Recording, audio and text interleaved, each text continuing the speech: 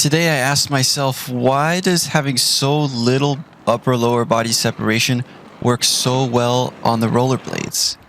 And I looked back at my footage and I noticed that I was sometimes starting the turn with my feet, sure, but a lot of the time my shoulders were kind of throwing me into the turn, and it was working really well. And I think part of this is not having poles, but really I had upper lower body separation in the sense that my legs were acting independently from my body. My body was doing its own thing, my legs were doing their own thing. The thing is, this is flat. This is maybe 1 degree here, and in the rest of the video it's maybe 5 or 6 degrees. The thing is, with flatter surfaces, is you don't need upper lower body separation to be dramatic at all. It could be quite subtle. And we use upper lower body separation in the steeper, much steeper slopes where we need our skis to get sideways but keep our bodies going into the next turn quite early. So I figured that this works well because I'm turning my whole body and staying in a very strong position throughout the turn. So yeah, my feet and my footwork are doing all the work, and the reason they get to do all the work is because my hips follow and my body stays stacked in the way that I don't have to hold myself up with muscles all that much. So I messed around and even went for the typical no pole kind of shoulders leaning in the turn. And what ended up happening was I just felt strong. So yeah, you could argue that if I took this technique to steeper terrain, it would absolutely break.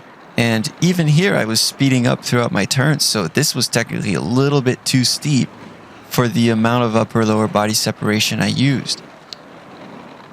At the end of the day, staying strong and stacked keeps the stance, and that's what needs to be a priority before anything else gets messed with, if you will. So I do agree that upper lower body separation is really important. What I also think is that the dosage of upper lower body separation is important.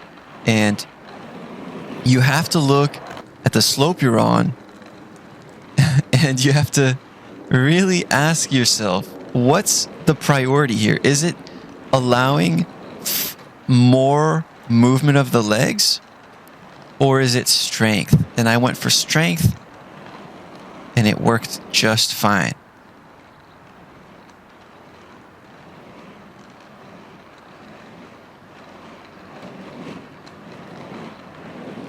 I think here's a clip of me without hands, and a car came, so sadly it was cut short.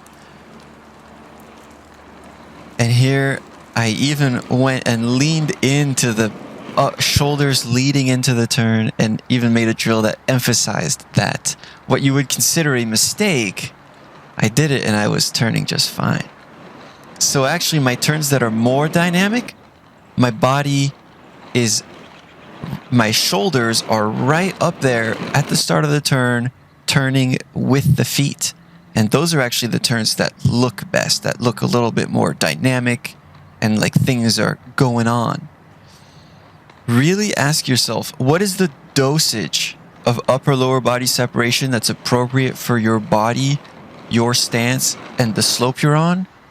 And what does it actually mean? Does upper lower body separation mean that the legs and body are always doing something different? Or are they two things that are connected and need to work together and sometimes end up going the same direction?